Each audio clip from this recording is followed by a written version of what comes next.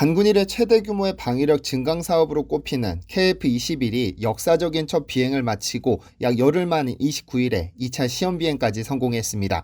그런데 제 채널에서 1차 시험 비행 영상을 제작했을 때 많은 구독자분들이 의문을 품었던 것 중에 하나가 있습니다. 그래서 오늘은 2차 시험 비행 기사를 통해 그 의문을 해소해 볼까 합니다.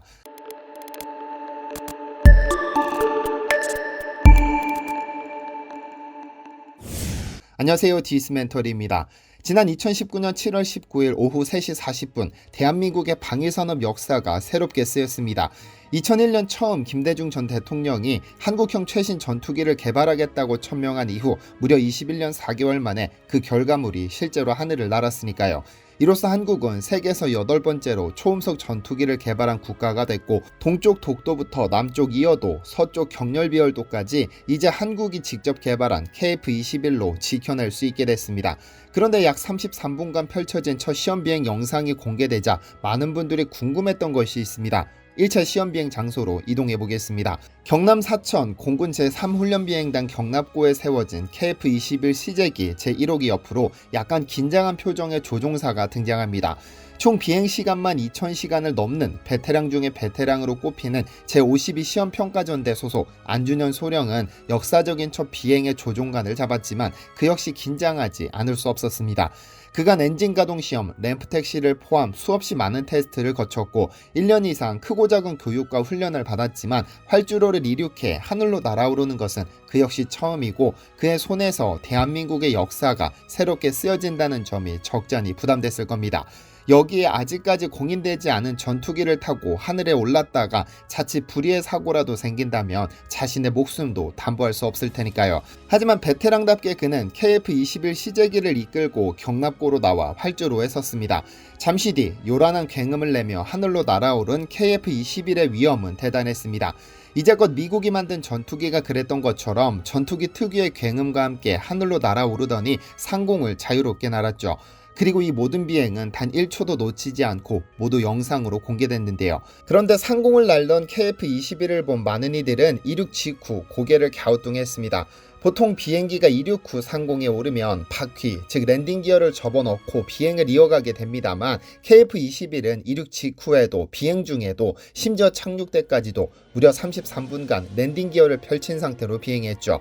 이에 네티즌들은 베테랑이라더니 저런 실수를 하냐거나 도대체 왜 랜딩 기어를 접지 않는 것이냐, 또는 혹시 비행 중 이상이 발생한 것이 아니냐는 의문을 표했습니다.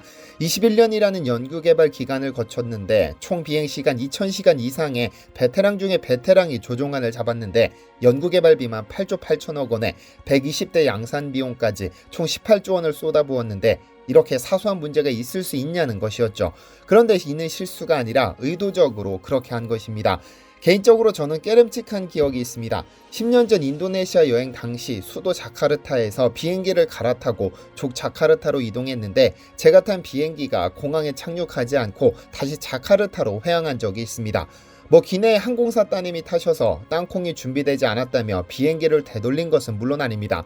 제 바로 앞에서 착륙 예정이던 비행기의 랜딩 기어가 펼쳐지지 않는 바람에 동체 착륙, 즉 비행기가 몸체로 활주로에 착륙해버렸기 때문입니다. 협소하고 작은 족자카르타 공항 활주로는 그야말로 개판이 됐고, 이후로 도착한 모든 비행기가 원 출발지로 회항해야 했고, 그 중에 하나가 제가 탔던 비행기입니다. 이 사례에서 알 수 있듯이 랜딩 기어는 이륙할 때 그리고 착륙할 때 비행기가 무사히 안전하게 움직일 수 있도록 도와주는 역할을 합니다. KF-21이 시험 비행에서 랜딩 기어를 펼치고 운행한 것도 같은 이유입니다. 주지하다시피 KF-21 전투기는 이날 최초로 하늘로 날아 시험 비행을 진행한 것입니다. 그런데 만약 전투기가 호기롭게 랜딩 기어를 집어넣었는데 기체 결함으로 랜딩 기어가 다시 펼쳐지지 않는다면 어떤 일이 벌어질까요? 아주 기본적인 성능이기 때문에 극히 적은 확률이지만 사람의 목숨을 담보로 저러한 도박을 할 수는 없습니다. 그래서 안준현 소령도 랜딩 기어를 접지 않은 상태로 비행한 것이고, 공중에서 랜딩 기어를 다시 접어 넣었다 펼치는 등 위험스러운 테스트는 진행하지 않았습니다. 만에 하나의 경우를 대비한 것으로 현존 최강으로 불리는 F-22 랩터 전투기 역시 첫 시험 비행에서는 랜딩 기어를 접지 않고 날았습니다. 그리고 지난 29일 2차 시험 비행에서 이를 증명했습니다. 1차 시험 비행 때와는 달리 2차 시험 비행에서는 비행 중 랜딩 기어를 접었다 폈다를 수차례 반복하며 비행했는데 이는 KF-21의 안전성이 상당히 입증됐기 때문에 가능한 일입니다. 공중에서 랜딩 기어를 접었다가 자칫 기체 내부로 공기를 빨아들이는 과정에서 공기가 소용돌이치는 와류 현상을 일으킬 수 있어 극도의 주의를 요구합니다. 한국기계가공학회지에 발표된 논문에 따르면 항공기가 이착륙하기 시작하면 공기는 랜딩 기어의 형상을 가로질러 흐르게 되고 랜딩 기어의 후면부의 끝을 지나게 되면서 유동박리가 일어납니다. 이에 따라 랜딩 기어 정면의 앞쪽은 압력이 높아지고 뒤쪽은 압력이 낮아지게 되어 공기의 와류 현상이 발생하게 되는데 자연스러운 현상이지만 기체의 안전성이 확보되지 않으면 절대로 시도하지 않습니다. 이를 통해 일단 뜰 수 있다는 것을 증명하는 것을 목적으로 한 1차 시험 비행이 상당히 성공적이었다는 점을 알 수 있었죠. 만약 1차 시험 비행이 불만족스러웠다면 새로운 시도를 하진 않았을 테니까요. 한편 2차 시험 비행 역시 성공적이었던 것으로 알려졌습니다. 29일 실시된 2차 시험 비행 역시 안준현 소령이 조종관을 잡았는데 1차와 비슷하게 약 15,000피트 상공에서 시속 400km 내외의 속도를 유지한 상태로 진행됐습니다. 베테랑 조종사라면 재원상 최고 속도인 마하 1.81로 날아볼 법도 하지만 안소령은 시험 비행 내내 400km를 유지했는데 이는 최고 속도의 5분의 1 수준입니다. 이는 안소령의 담이 작아서 그런 것이 아니라 2차 시험 비행의 목적이 랜딩 기어 등을 테스트하는 것에 있기 때문입니다. 랜딩 기어를 접었다 펴는 것 자체도 하나의 평가 항목이기 때문입니다. 이제 남은 시험은 초음속 비행인데 마하 1의 벽을 넘어서면 전투기 개발의 구분응선을 넘어서게 되는데요. 다만 이는 큰 어려움이 없을 것으로 보입니다. 이미 T-50 고등훈련기와 얼마 전 폴란드가 구매하겠다고 나선 FA-50 경공격기에서 초음속을 넘어섰기 때문에 늦어지지도 실패하지도 않고 완료될 것이 거의 확실시 되는데요. 이제 앞으로 남은 2200여 회의 시험 비행을 통해 전투기 운행에 필요한 모든 것을 시험하게 될 텐데 위험 요소를 하나씩 제거해 나가면서 모든 성능이 톱니바퀴처럼 맞아 들어갔으면 좋겠습니다. 2차 시험 비행 영상은 아쉽게 공개되지 않은 관계로 지난 1차 시험 비행에서 대한민국 공군이 미공개한 항공 촬영 영상을 공유해 드립니다.